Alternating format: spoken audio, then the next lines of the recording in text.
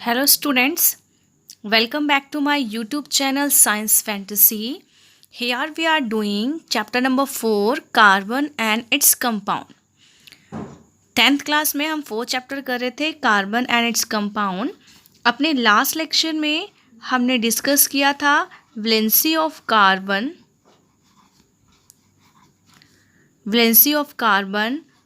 Formation of covalent bond, formation of covalent bond and regarding covalency and साथ ही हमने जो है वहाँ पे किस तरह से बॉन्ड की सिंगल डबल या ट्रिपल बॉन्ड फॉर्मेशन होती है उसके बारे में भी हमने पढ़ा था. आज के इस लेक्चर में हम पढ़ेंगे एलोट्रोप्स ऑफ कार्बन. आज का जो हमारा लेक्चर है उसके बारे में हम डिस्कस करेंगे allotropes of carbon. Allotropes of carbon में जो मैं आपको बताऊंगी कि जो आपका जो कार्बन आपका एक एलिमेंट है और ये जो एलिमेंट कार्बन है ये नेचर में डिफरेंट फॉर्म में एग्जिस्ट करता है. इसकी जो है काफ़ी सारी जो फॉर्म्स होती हैं, अलग अलग तरीके की फॉर्म जो होती हैं वो नेचर में अलग अलग फॉर्म में होती हैं, जिसकी वजह से जो डिफरेंट फॉर्म होती हैं उनकी जो फिज़िकल प्रॉपर्टीज़ होती हैं. फिज़िकल प्रॉपर्टीज़ का मतलब कि जो आउटर अपीयरेंस वाली प्रॉपर्टीज़ हैं, melting point, boiling point, density, volume, ये इनकी फिज़िकल प्रॉपर्टीज़ हो गई. कि जैसे कि मेल्टिंग पॉइंट हो गया, या फिर हम कहते हैं कि जो बॉइलिंग पॉइंट हो गया, या इनकी कहते हैं डेंसिटी हो गई, या इनकी इलेक्ट्रिसिटी या हीट की जो कंडक्टेंस पावर हो गई. ये जो इनकी फ़िज़िकल प्रॉपर्टीज़ होती हैं सारी की सारी, ये physical properties is different. Physical properties are different. कि जितने भी ये डिफरेंट फॉर्म होते हैं इन सभी डिफरेंट फॉर्म की जो फिज़िकल प्रॉपर्टीज़ होती हैं डिफरेंट होती हैं, बट हैविंग, लेकिन उनके पास क्या होता है, सेम केमिकल प्रॉपर्टीज़. जो उनकी केमिकल प्रॉपर्टीज़ होती हैं वो केमिकल प्रॉपर्टीज़ क्या होती हैं, सेम. और ऐसा इसलिए होता है क्योंकि वो सभी जो है वो कार्बन के ही बने हुए हैं, अलग अलग फॉर्म में एग्जिस्ट कर रहे हैं, बट जो एलिमेंट जो मेन है कार्बन वो सेम है. तो प्रॉपर्टीज़ जो केमिकल वाली होती हैं वो आपकी भी क्या होती हैं, सेम होती हैं.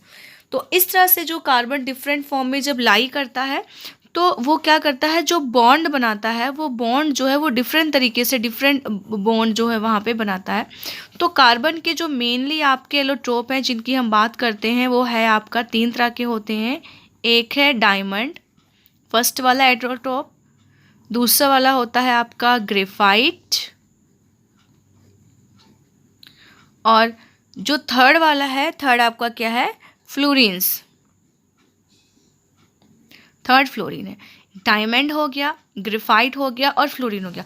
हम इन तीनों को आज इस लेक्चर में डिस्कस करने वाले हैं. डायमंड क्या है, उसकी प्रॉपर्टी क्या है, उसके अंदर कार्बन के अरेंजमेंट क्या है. सिमिलरली ग्रेफाइट एंड फ्लोरीन्स के अंदर की भी हम बात यहाँ पे करेंगे. सबसे पहले हम कंसिडरेशन में लेते हैं डायमंड को.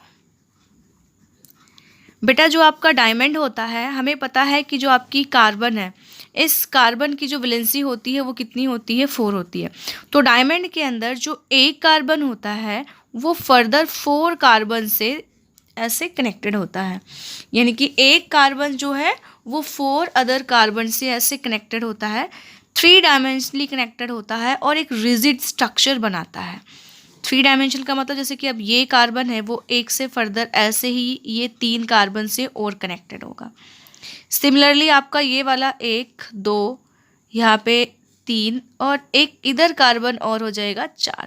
तो टोटल क्या होगा कि जो एक कार्बन है वो एक कार्बन जो है वो 4 कार्बन से कनेक्टेड होगा, 4 बॉन्ड बनाएगा. ये आपका क्या करते हैं, 3 डायमेंशनल रिजिड का मतलब क्या करते हैं, हार्ड स्ट्रक्चर यहाँ पे बना लेते हैं.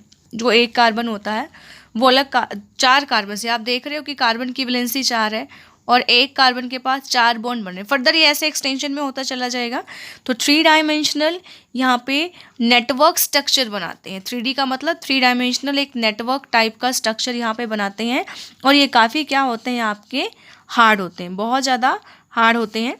तो जो आपका डायमंड है, ये डायमंड क्या है, हार्डेस्ट नोन सब्सटेंस है. जितने भी आप सब्सटेंस डालते हो जानते हैं उसमें से जो सबसे हार्ड सब्सटेंस होता है वो डायमंड होता है। इतना हार्ड होता है कि डायमंड का यूज़ हम जो ग्लास होता है, कांच होता है, ग्लास कट के लिए भी हम डायमंड का यूज़ यहाँ पे करते हैं। दूसरा क्या है, डायमंड में आप देख रहे हो कि 4 इलेक्ट्रॉन है आउटर मोस्ट सेल में और चारों इलेक्ट्रॉन जो है वो बॉन्डिंग में यूज़ हो गए हैं, मतलब नो इलेक्ट्रॉन इज़ फ्री। यहाँ पे आप देख रहे हो कि डायमंड के अंदर कोई भी इलेक्ट्रॉन फ्री नहीं है, यानी कि they are the poor conductor of electricity and heat. Poor conductor of electricity बोल सकते हो कि ये जो है इलेक्ट्रिसिटी को कंडक्ट नहीं करता, जो करंट होता है वो इसमें से पास नहीं हो सकता है, और ये क्या है, पुअर कंडक्टर है आपका इलेक्ट्रिसिटी का। हार्डेस्ट नोन सब्सटेंस है, ठीक है। ये आपका ग्रेफाइट है, बहुत ज़्यादा हार्ड होता है, लेकिन हाँ इसकी जो है ये अगर हम बात करें कि क्या हम जो डायमंड है उसको हम जो है क्या कहते हैं आर्टिफिशियली सिंथेसाइज करते हैं, तो यस, जो आपका डायमंड है इस डायमंड को आप आर्टिफिशियली जो है सिंथेसाइज कर सकते हो। सिंथेसाइज करने का मतलब उसको बनाना, किस तरह से हम प्रिपेयर कर सकते हैं, तो डायमंड को हम आर्टिफिशियली भी जो है सिंथेसाइज कर सकते हैं। वो आर्टिफिशियली सिंथेसाइज कैसे करेंगे कि हमारे पास जो कार्बन होगा उस कार्बन को हम क्या करेंगे, प्योर फॉर्म में लेते हैं।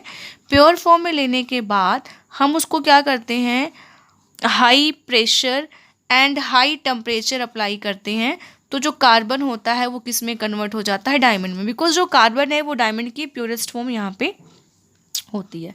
तो इस तरह से जो आपका डायमंड बनता है वो डायमंड जो होता है थोड़ा सा स्मॉल साइज़ का होता है। यहाँ पे जो डायमंड बनेगा आर्टिफिशियल वाला वो स्मॉल होता है, पर वो जो नेचुरल वाला होता है उसके जैसा ही होता है। आप दोनों में जो है वो डिफ्रेंशिएट नहीं कर सकते हैं, कि ऐसा नहीं कि उनमें बहुत ज़्यादा डिफ्रेंशिएशन होती है कि आपको पता चल जाएगा कि ओरिजिनल वाला है या फिर क्या है, सिंथेसाइज वाला है। ओके, डुप्लीकेट तो नहीं बोलेंगे बिकॉज वो डायमंड होता है। तो ये डायमंड था। अब सेकेंड हम बात करते हैं, जो सेकेंड एलोट्रोप है वो क्या है, कार्बन का ग्रेफाइट। जो सेकेंड वाला एलोट्रोप जिसकी हम बात करते हैं, ग्रेफाइट की बात करते हैं। जैसे मैंने आपको बताया था कि डायमंड में जो एक कार्बन होता है वो 4 कार्बन से कंबाइन होता है, पर ग्रेफाइट में क्या होता है कि जो एक कार्बन होता है वो फर्दर 3 कार्बन से ही कंबाइन होता है। जो भी आप कार्बन लोगे वो एक कार्बन क्या होगा, फर्दर 3 कार्बन से जो है यहाँ पे ऐसे कंबाइन करता है। इस तरीके से ये 3 कार्बन से कंबाइन करने के बाद एक हेक्सागोनल एरी बनाता है। हेक्सागोनल का मतलब बेटा क्या होता है कि जो 6 मेंबर रिंग बनती हैं उसको हम क्या कहते हैं, जो है देते हैं कि इसमें जो ग्रेफाइट है इसमें आप देख रहे हो ना कि किस तरीके से कि जो एक वाला कार्बन है वो 3 अदर कार्बन से कोवलेंट बॉन्ड के थ्रू कंबाइन कर रहा है सेम में। और यहाँ पे 6 मेंबर हेक्सागन आपका कैसे होता है, तो हेक्सागन का मतलब मैथ में आप करते हो कि ये 6 साइड्स होती हैं। तो इस तरह से यहाँ पे जो ग्रेफाइट है वो ग्रेफाइट जो होता है हेक्सागोनल एरी देता है जो यहाँ पे। अब इसमें क्या है कि यहाँ पे हम कहते हैं कि कार्बन की वैलेंसी क्या होती है, 4 होती है। तो कार्बन की वैलेंसी को सेटिस्फाइड करने के लिए एक तरफ से यहाँ पे क्या आता है, ऐसे डबल बॉन्ड जो है वो आ जाता है, जिससे कार्बन की जो वैलेंसी होती है वो 4 क्या होती है, सेटिस्फाइड होती है। ठीक है, यहाँ पे क्या होता है कि ये जो हेक्सागोनल एरी है जो यहाँ पे बन रही है वो एक लेयर दूसरे लेयर के ऊपर प्लेस्ड होती है। कि अगर मैं इसको आपको छोटे फॉर्म में करके दिखाऊं तो हम कुछ इस तरीके से बनाएंगे, क्योंकि ये कनेक्टेड रिंग्स ऐसी होती हैं, हेक्सागोनल एरी होती है इस तरीके से, ऐसे फर्दर और भी होंगी। तो इसमें क्या होता है कि जो एक वाला ऐसे हेक्सागोनल एरी बनेगा वो दूसरे वाले हेक्सागोनल एरी के ऊपर क्या होता है, उसकी स्टैकिंग होती है। स्टैकिंग का मतलब क्या होता है, ओवरलैपिंग होती है, और यहाँ पे एक वीक फोर्स ऑफ प्रोटेक्शन इनके बीच में यहाँ पे ऐसे वर्क करता है, ये स्टैकिंग होती है। तो जो ग्रेफाइट होता है एक हेक्सागोनल जो लेयर्स की फॉर्म में ऐसे क्या होते हैं, ये पुटअप होते हैं। तो लेयर्स के फॉर्म में जो पुट होने की वजह से जो आपके ग्रेफाइट होते हैं, ये ग्रेफाइट आपके कैसे होते हैं, स्मूथ होते हैं और स्लिपरी होते हैं। यानी कि ये जो लेयर्स होती हैं एक दूसरे के ऊपर स्लिप करती हैं, जिसकी वजह से जो आपके ग्रेफाइट हैं वो एज ए लुब्रिकेंट यूज़ होते हैं। लुब्रिकेशन का मतलब क्या होता है, कोई चीज़ अगर जम गई है आप ग्रीस का यूज़ करते हो ताकि वो थोड़ा सा स्लिप करने जाए, तो वहाँ पे इसका आपका क्या होता है, यूज़ होता है। जो ग्रेफाइट है, graphites are the good conductor of electricity. ये आपके जो ग्रेफाइट होते हैं ये इलेक्ट्रिसिटी को बहुत अच्छे से कंडक्ट करते हैं। तो आपके जैसे जो आप जो बैटरी यूज़ करते हो, जो आपकी बैटरी होती है, बैटरी के अंदर एक ब्लैक कलर की रॉड लगी होती है, वो रॉड आपकी क्या होती है, ग्रेफाइट की यहाँ पे होती है। तो this is second allotrope of carbon, that is the graphite. अब हम यहाँ पे थर्ड वाले एलोट्रोप के बारे में पढ़ेंगे। जो थर्ड वाला एलोट्रोप है वो क्या है आपका, मैंने बताया था कि वो हम फ्लोरीन्स की बात करते हैं। ये दूसरा एलोट्रोप है कार्बन का। जो ये फर्स्ट वन जो ये आइडेंटिफाइड था, तो इसमें ऐसे बताया गया था कि C60 यानी कि जो है 60 कार्बन वाला जो एलोट्रोप था, मतलब कि ये अरेंज था। और ये जो 60 के 60 कार्बन थे, ये एक फुटबॉल की शेप में क्या थे, अरेंज थे। फुटबॉल शेप जैसे आपकी होती है उस वाले शेप में ये क्या थे, आपके अरेंज थे। ये जो इनकी अरेंजमेंट थी, ये एक यूएस के जो साइंटिस्ट, यूएस के आर्किटेक्ट थे बकमिंस्टर फुलर, उनके अरेंजमेंट की जैसी दिख रही थी। तो जो ये आपके बकमिंस्टर फुलर थे, उनकी अरेंजमेंट की जैसी दिख रही थी, इसलिए मॉलिक्यूल का जो नाम है वो क्या किया गया, आपको फ्लोरीन्स दिया गया। इस फ्लोरीन्स के अंदर जो होता है वो 5 मेंबर रिंग भी होती हैं कार्बन की, और 6 मेंबर रिंग भी होती हैं कार्बन की। लाइक अगर आप फुटबॉल को उठा के देखो तो वहाँ पे जिस तरह की स्ट्रक्चर होती है उस तरह की स्ट्रक्चर यहाँ पे आ रही है, आपको स्क्रीन पे विजिबल होगी, आप देख सकते हैं कैसे स्ट्रक्चर जो होती है यहाँ पे बनती है। तो इस केस में जो 5 मेंबर हम बात करते हैं फ्लोरीन्स की, जब बात करते हैं तो फ्लोरीन्स में क्या होता है, जैसे हमने यहाँ पे क्या ले लिया, एक 5 मेंबर स्ट्रक्चर्स लेते हैं। 5 मेंबर रिंग का मतलब इस तरह से एक बनती है। तो जो आपकी 6 मेंबर रिंग होती है, आप यहाँ पे देखोगे, मैं आपको बताऊंगी बेटा, ध्यान से करना। जो 6 मेंबर रिंग होती है वो 6 मेंबर रिंग से भी अटैच होती है और 5 मेंबर रिंग से भी अटैच होती है। लेकिन जो आपकी 5 मेंबर रिंग होती हैं वो सिर्फ और सिर्फ 6 मेंबर रिंग से ही अटैच होती है, क्योंकि उनको सराउंड करती हैं ऐसे चारों तरफ से 6 मेंबर रिंग। तो इस चीज़ का हम ध्यान रखेंगे कि बकमिंस्टर जो फुलर थे उनके नाम पे इसका नाम रखा गया। तो इसमें आपकी ये 5 मेंबर रिंग है, ये 6 मेंबर रिंग है, ये भी 6 मेंबर रिंग है, ये भी 6 मेंबर रिंग है, ये भी 6 मेंबर रिंग है। तो इसमें जो आपकी 5 मेंबर वाली रिंग होती हैं वो 5 मेंबर रिंग केवल 6 मेंबर रिंग को क्या करती हैं, टच करती हैं। लेकिन जो आपकी 6 मेंबर वाली रिंग होती हैं वो 6 मेंबर रिंग के साथ भी टच करती हैं और वो 5 मेंबर रिंग के साथ भी क्या करती हैं, डायरेक्ट कॉन्टैक्ट में होती हैं। तो ये आपका थर्ड वाला एलोट्रोप है कार्बन का जो हमने यहाँ पे किया। तो एलोट्रोप्स वो होते हैं बेटा जिनकी जो फिजिकल प्रॉपर्टीज़ होती हैं वो डिफरेंट होती हैं, क्योंकि उसमें एटम की अरेंजमेंट अलग होती है। जैसे आपने देखा अभी कि कार्बन में अरेंजमेंट डायमंड में 1 4 के साथ बॉन्ड कर रहा है, ग्रेफाइट में 3 के साथ, बट इनकी जो केमिकल प्रॉपर्टीज़ होती हैं वो सेम होती हैं इन स्पाइट, बिकॉज ये जो होते हैं सभी कार्बन के ही बने हुए हैं और कार्बन की प्रॉपर्टीज़ क्या होती हैं, सेम होती हैं। Our next topic is the versatile nature of carbon. Versatile का मतलब क्या होता है कि हम कहते हैं कि अरे यार ये बहुत वर्सटाइल है। वर्सटाइल का मतलब क्या हुआ कि उसके अंदर बहुत सारी जो है क्वालिटीज़ हैं, तो उसको हम क्या कहते हैं, वर्सटाइल कहते हैं। तो हम बात करेंगे यहाँ पे वर्सटाइल नेचर ऑफ कार्बन की। लास्ट सेक्शन में या लेक्चर में अगर मैं बोलूँ तो हमने क्या है वर्सटाइल डिफरेंट जो है कार्बन को देखा कि जो कार्बन है वो क्या करता है, कोवलेंट बॉन्ड फॉर्मेशन करता है। अब कोवलेंट बॉन्ड फॉर्मेशन करने से जो कार्बन होता है वो नंबर ऑफ कंपाउंड बना देता है, 1 2 3 4 नहीं, मिलियंस ऑफ कंपाउंड जो है वो कार्बन यहाँ पे बनाता है। जैसे कि मैंने आपको लास्ट लेक्चर में बताया था कि हमारी जो पूरी बॉडी है वो भी कार्बन की बनी हुई है। तो इस वजह से ये कार्बन का जो है इतना जो है वर्सटाइल नेचर क्या है, इसके लिए क्या रिस्पॉन्सिबल है, तो इसके लिए हम 2 चीज़ों की बात करते हैं। एक हमारे पास प्रॉपर्टी होती है कैटनेशन और दूसरी होती है टेट्रा कोवलेंसी ऑफ कार्बन।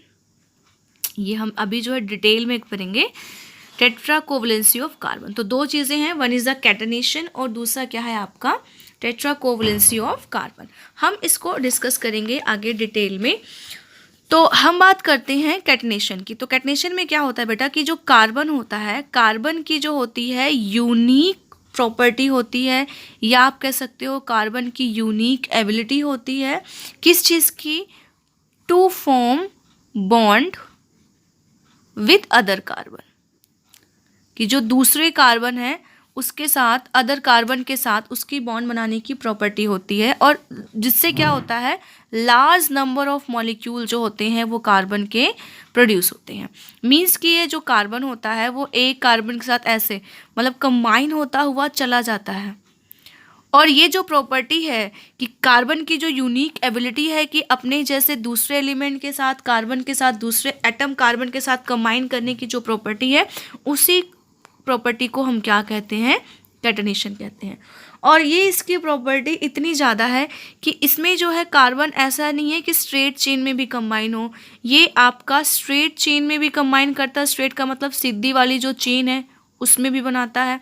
दूसरा, कार्बन जो है एक दूसरे से ऐसे ब्रांचिंग भी करता है। ब्रांचिंग का मतलब इधर उधर भी चेन ऐसे निकले हुए होते हैं, तो ये आपका यू कैन से कि ब्रांच स्ट्रक्चर भी देता है। एंड ऑल्सो जो होता है ये रिंग फॉर्मेशन भी करता है। इस वजह से जो है रिंग भी बनाता हुआ चलता है, 4 member ring, 5 member ring, 6 member ring. तो कार्बन जो होता है वो ऐसे रिंग्स भी आपकी जो है वो बनाता है कैटनेशन की वजह से। इसके अलावा क्या होता है कि ज़रूर नहीं है कि कार्बन कार्बन के बीच में सिंगल बॉन्ड हो, कार्बन कार्बन एक दूसरे से डबल बॉन्ड भी बनाते हैं, कार्बन कार्बन एक दूसरे से क्या बनाते हैं, ट्रिपल बॉन्ड बनाते हैं। तो इस वजह से इसका जो कैटनेशन की प्रॉपर्टी है बहुत ज़्यादा यूनिक है और कोई एलिमेंट ऐसा नहीं शो करता है। तो इसमें जो होते हैं, जहाँ पे जो कंपाउंड होते हैं वो कार्बन कार्बन सिंगल बॉन्ड बनाते हैं, तो उसको क्या बोलते हैं हम, सैचुरेटेड कार्बन कंपाउंड। ओके। और जो दूसरा होता है जिसमें कार्बन कार्बन के साथ सिंगल बॉन्ड के साथ साथ डबल बॉन्ड भी शो करता है और उनके साथ क्या करता है, ट्रिपल बॉन्ड भी शो करता है, तो इनको हम क्या कहते हैं, अनसैचुरेटेड कार्बन कंपाउंड। इनको क्या कहते हैं, अनसैचुरेटेड कार्बन कंपाउंड, यहाँ पे हम इनको बोलते हैं। किसी भी दूसरे एलिमेंट की प्रॉपर्टी नहीं होती है कि वो इस तरह से अपने ही जैसे दूसरे एटम के साथ कंबाइन करके इतने नंबर ऑफ जो है कंपाउंड्स बनाए, वो सिर्फ कार्बन की प्रॉपर्टी होती है। हम कह सकते हैं कि जो सिलिकॉन होता है, सिलिकॉन कार्बन के ही ग्रुप का है, इसका सिंबल SI है। तो सिलिकॉन भी एक कंपाउंड होता है जो आपकी थोड़ी सी कैटनेशन की प्रॉपर्टी शो करता है, लेकिन वो सिर्फ 7 to 8 एटम ही जो है आपस में कंबाइन करते हैं और ये वाले क्या होते हैं, काफ़ी ज़्यादा रिएक्टिव होते हैं। अगर अदर हैंड देखें तो जो आपके कार्बन के कंपाउंड्स होते हैं, ये कार्बन के कंपाउंड बहुत ज़्यादा क्या होते हैं, आपके स्टेबल होते हैं। और इनके बीच में जो होता है वो क्या होता है, जो स्टेबल होने की वजह से जो है स्ट्रॉन्ग बॉन्ड होता है कार्बन कार्बन का, इस वजह से ये क्या होते हैं, आपके स्टेबल होते हैं। तो लार्ज नंबर ऑफ कंपाउंड यहाँ से बनते हैं। ये हमने डिस्कस किया किसके बारे में, कैटनेशन के बारे में। जो इसकी यूनिक एबिलिटी है एक कार्बन की दूसरे कार्बन के साथ कंबाइन करने की, उसको हम क्या कहते हैं, कैटनेशन की। दूसरा, हम टेट्राकोवैलेंसी की बात करते हैं कि हमें पता है कि हमारे पास जो कार्बन एटम है, उस कार्बन एटम की जो वैलेंसी है वो वैलेंसी कितनी है, 4 है। 4 वैलेंसी होने का मतलब कि एक जो कार्बन होता है वो 4 अदर कार्बन के साथ या हाइड्रोजन के साथ क्या कर सकता है, आपका कंबाइन करता है। अब हमारे पास जो एटम्स होते हैं वो जो होते हैं कई तरीके के होते हैं। एक तो होते हैं मोनोवैलेंट एटम। मोनोवैलेंट एटम मैंने बेटा आपको स्टार्टिंग में भी बताया है कि कहीं पे भी हम अगर मोनो का वर्ड यूज़ करते हैं, मोनो का मतलब 1, वैलेंट का मतलब जो आपके बॉन्ड बनाते हैं। तो अगर आपके पास कोई भी मोनोवैलेंट एटम है, फॉर एग्जांपल हाइड्रोजन की बात करते हैं, तो मोनोवैलेंट एटम के साथ जो एक कार्बन है उसके साथ 4 चाहिए, क्योंकि एक हाइड्रोजन एक ही बॉन्ड बना सकता है, तो उसके साथ आपको 4 चाहिए, मोनोवैलेंट है। ऐसे ही जो कार्बन होता है वो अपने कंपाउंड सिर्फ हाइड्रोजन के साथ नहीं, ऑक्सीजन के साथ भी बनाएगा, सल्फर के साथ भी बनाएगा, नाइट्रोजन के साथ भी बनाएगा, क्लोरीन के साथ बनाएगा, और स्पेसिफिक प्रॉपर्टीज़ के अलग अलग एलिमेंट बनाता है यहाँ पे। तो ये इसकी वजह से भी इसके बहुत सारे कंपाउंड यहाँ पे बनते हैं। तो इसमें हम दोबारा ही कहेंगे कि जो बॉन्ड हैं, जो कार्बन आपका बनाता है दूसरे एलिमेंट के साथ, वो सारे बॉन्ड कैसे होते हैं, स्ट्रॉन्ग होते हैं, काफ़ी सारे स्ट्रॉन्ग होते हैं। अब कार्बन के जो बॉन्ड हैं वो स्मॉल होने का रीज़न क्या है, स्ट्रॉन्ग होने का रीज़न क्या है, small atomic size of carbon. Small atomic size of carbon, कि जो कार्बन का जो साइज़ है वो छोटा है, इस वजह से जो है कार्बन के बीच के जो बॉन्ड बनते हैं वो स्ट्रॉन्ग बनते हैं। ऐसा रीज़न क्या है बेटा, एज यू नो कि एटम का स्ट्रक्चर सेंटर में पॉजिटिवली चार्ज न्यूक्लियस होता है जहाँ पे प्रोटॉन होते हैं, और सराउंडिंग में सेल्स होते हैं जहाँ पे क्या होते हैं, आपके इलेक्ट्रॉन होते हैं। अगर जो इसका साइज है जितना ज़्यादा छोटा होगा, जो सेल्स होंगी, जो शेयर्ड पेयर इलेक्ट्रॉन होंगे, वो न्यूक्लियस के उतने ज़्यादा पास होंगे, तो उनको उतने टाइटली बॉन्ड करके रखेगा। यानी कि आप कह सकते हो कि अगर कोई भी एलिमेंट है और उसका स्मॉलर साइज़ है, स्मॉलर साइज़ का मतलब क्या है, स्ट्रॉन्ग बॉन्ड, उसका बॉन्ड क्या होगा, स्ट्रॉन्ग होगा। और दूसरा, अगर जो एटम है उसका क्या है, बिगर एटम हो, कोई भी एटम जिसका साइज़ क्या है, काफ़ी बड़ा है, तो बड़ा साइज़ होने की वजह से उसका जो बॉन्ड बनेगा वो क्या बनेगा, वीक बनेगा। क्यों बनेगा, अगर साइज़ बड़ा होगा तो जो न्यूक्लियस है वो शेयर्ड पेयर ऑफ इलेक्ट्रॉन को आसानी से अपने पास अट्रैक्ट नहीं करेगा, क्योंकि नेगेटिव चार्ज है, पॉजिटिव अट्रैक्ट करता है, तो वो लूजली रहेंगे और बॉन्ड कैसा बनेगा आपका, वीक बनेगा। हमने यहाँ पे कार्बन की जो प्रॉपर्टी की, इससे हमने कार्बन के जो है लार्ज नंबर ऑफ जो है एलिमेंट आए। तो जो कार्बन के एलिमेंट्स हैं उनको हमें केमिस्ट्री की एक ब्रांच होती है उसके अंदर पढ़ते हैं, उसको हम क्या कहते हैं, ऑर्गेनिक केमिस्ट्री। उसको हम क्या कहते हैं, ऑर्गेनिक की केमिस्ट्री कहते हैं। इसमें मेनली कार्बन के डिफरेंट फॉर्म्स आते हैं, तो जो है तो इसमें मेनली जो होते हैं वो कार्बन और हाइड्रोजन की बॉन्ड कहता है, इसलिए हम जो ऑर्गेनिक कंपाउंड्स होते हैं उनको हम समटाइम्स क्या कहते हैं, हाइड्रोकार्बन्स कहते हैं। इनिशियली ऐसा माना जाता था स्टार्टिंग में कि जो आपके कार्बन के कंपाउंड हैं, जिनको आप कार्बन ऑर्गेनिक कंपाउंड कहते हो, वो सिर्फ नेचुरली एक्सट्रैक्टेड होते थे। मतलब कि आप उनको नेचर से ही, जो आपके नेचुरली एक्सट्रैक्टेड होने का मतलब कि only from animal and plant, की एनिमल और प्लांट से ही हम इनको क्या कर सकते हैं, निकाल सकते हैं, लिविंग सिस्टम से ही मिलते हैं। और उनके बीच में एक मिस्टीरियस मतलब फोर्स होता है, जिस फोर्स को हम क्या कहते हैं, वाइटल फोर्स कहते हैं। जिस फोर्स को हम क्या कहते हैं, वाइटल फोर्स कहते हैं। तो ये आपका बहुत पहले एक साइंटिस्ट थे, उन्होंने बताया था कि जो ऑर्गेनिक कंपाउंड्स होते हैं वो नेचर से एग्जिस्ट होते हैं, उनको जो है हम लैब में सिंथेसाइज नहीं कर सकते हैं, और उनके बीच में एक मिस्टीरियस फोर्स वर्क करता है जिसको हम क्या कहते हैं, वाइटल फोर्स बोलते हैं, और वो सिर्फ नेचर से एग्जिस्ट होता है। लेकिन हमारे पास 1828 में एक साइंटिस्ट आए, उन साइंटिस्ट का नाम क्या था, वॉलर था। उन साइंटिस्ट ने क्या किया, इस वाइटल फोर्स थ्योरी को रॉन्ग प्रूव किया। और रॉन्ग कैसे प्रूव किया, उन्होंने क्या किया बेटा, लैब में एक कंपाउंड बनाया, यूरिया। यूरिया जो है, यूरिया आपका एक ऑर्गेनिक कंपाउंड है। यूरिया क्या है, आपका एक ऑर्गेनिक कंपाउंड है। तो वॉलर ने क्या किया, 1928 में एक कंपाउंड है यूरिया। यूरिया का जो फॉर्मूला होता है वो होता है NH2COO ये ऑर्गेनिक कंपाउंड उन्होंने लैब में सिंथेसाइज किया। और जैसे ही लैब में वो यूरिया सिंथेसाइज हुआ, वैसे जो मिस्टीरियस फोर्स थे जो हमें पता नहीं चलते थे वो डिसप्रूव्ड हो गए, और ये यूरिया बना। इट मीन्स क्या है कि ना हम ऑर्गेनिक कंपाउंड को नेचुरली तो एक्सट्रैक्ट कर ही सकते हैं, उसके अलावा हम इन्हें लैब में भी प्रिपेयर कर सकते हैं। और यूरिया को उन्होंने बनाया अमोनियम साइनेट से। जो अमोनियम साइनेट था, अमोनियम साइनेट एक इनऑर्गेनिक कंपाउंड था जो कि नेचर से भी मिलता था और लैब में प्रिपेयर। तो अगर आपसे पूछा जाए कि name the first organic compound synthesise in the lab, कि एक ऐसे ऑर्गेनिक कंपाउंड का नाम बताओ जो लैब में सिंथेसाइज हुआ, तो वो क्या था, यूरिया। किसने बनाया, वॉलर ने बनाया। किस चीज़ से यूज़ करके बनाया, अमोनियम साइनेट से यूज़ करके बनाया। तो कार्बन के सभी जो कंपाउंड्स होते हैं उनको हम क्या कहते हैं, ऑर्गेनिक कंपाउंड्स बोलते हैं, कुछ को छोड़कर।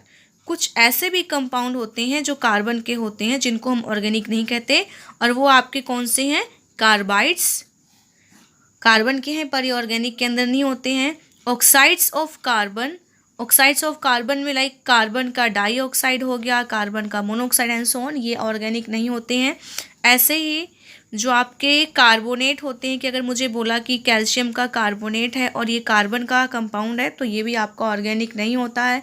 इसी तरीके से हाइड्रोजन कार्बोनेट, हाइड्रोजन कार्बोनेट का मतलब जैसे NaHCO3 लिखा, सोडियम हाइड्रोजन कार्बोनेट, इसमें भी कार्बन है, पर हम इनको जो है ऑर्गेनिक केमिस्ट्री के अंदर जो है वो स्टडी नहीं करते। हाँ, इनकी स्टडी को हम इनके सॉल्ट्स जो हैं उसको कंटिन्यू हम ऑर्गेनिक केमिस्ट्री के अंदर पढ़ लेते हैं, but these are the inorganic compound, इनको हम ऑर्गेनिक के अंदर नहीं रखते हैं।